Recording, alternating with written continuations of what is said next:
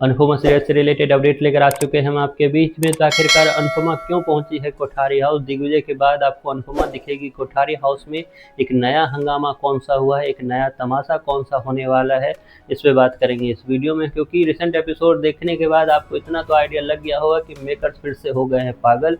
Makers एक के बाद एक जो है नई स्टोरी हर एक एपिसोड में आपको ऐड करते हुए दिखाई दे रहे हैं। इससे मेकर्स का कहीं से भी अप्रिसिएशन नहीं बनता है। यहाँ तक कि मेकर्स पे आप लोग को भी गुस्सा आ रहा होगा कि एक अच्छी खासी स्टोरी स्टार्ट की, काफ़ी टाइम के बाद एक पॉजिटिव स्टोरी स्टार्ट की मेकर्स ने, लेकिन उस स्टोरी तक मेकर्स सीमित नहीं रहना चाहते हैं। उस स्टोरी के साथ साथ कई सारी और स्टोरी स्टार्ट करने वाले हैं, जिसके कारण होगा क्या कि पहली स्टोरी में भी वो दम आपको नहीं दिखने वाला है, आगे जाकर होगा। आगे क्या, इस पर बात करेंगे इस वीडियो में। क्योंकि रिसेंट एपिसोड में जो कुछ हुआ उससे जहां अनुपमा ने अपना दोगला रूप दिखाया है, वहीं पर दिग्विजय ने भी फैसला ले लिया। क्योंकि वो ना प्रेम की सहेगा, ना राही की सहेगा, ना ही वो अनुपमा की सुनकर लेने वाला है। वो तो अच्छा है कि बापूजी वहाँ मौजूद है, और हालिया बापूजी को पद्मश्री भी मिला है पीएम मोदी के द्वारा, भारत सरकार के द्वारा। मतलब बापूजी कोई वेटरन एक्टर से कम नहीं है, काफ़ी पहुँच है उनकी। तो वही पहुँच वो रिसेंट एपिसोड में भी अपना दिखाते हुए नज़र आ रहे हैं।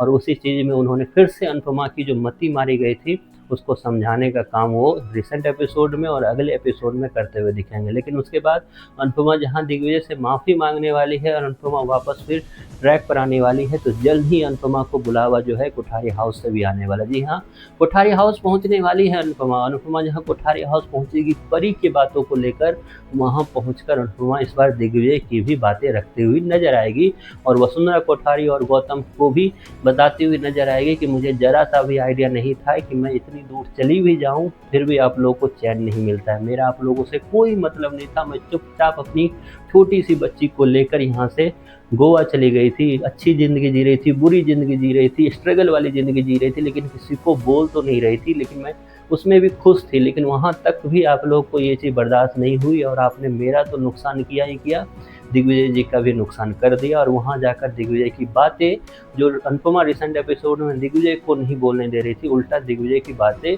दिग्विजय का पक्ष लेती हुई दिखेगी अनुपमा वहाँ पर, और सिखाती हुई नजर आएगी वसुंधरा कोठारी और गौतम को कि ये उन्होंने कितनी बड़ी गलती कर दी है। साथ ही साथ वो परी की भी बातें रखती हुई नजर आए, क्योंकि जल्द ही परी की भी टॉपिक जो है फिर से ऊपर लाने वाले हैं मेकर्स। क्योंकि इतने सारे टॉपिक, अगर एक ही कहानी में 20 मिनट की स्टोरी जो पर डे आती है, उसमें अगर आप 5 से 6 स्टोरी एक साथ चलाओगे तो कचूमर या फिर खिचड़ी तो बनेगा ही बनेगा। उसी का जो उदाहरण है आपको दिख रहा है कि परी की स्टोरी फिर खो गई। इससे पहले स्थानीय बंकू की स्टोरी वो भी खो गई है। ये जो ट्रैक पे चल रहा था कैफे वर्सेस कैफे की लड़ाई, वो भी खो गई है।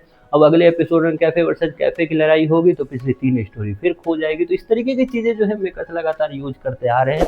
आप लोगों के दिमाग के साथ खेलने की कोशिश हो रही है, लेकिन उस चक्कर में खुद का ही दिमाग वो अपना पागल कर रहे हैं। हासिल कुछ होने नहीं वाला है।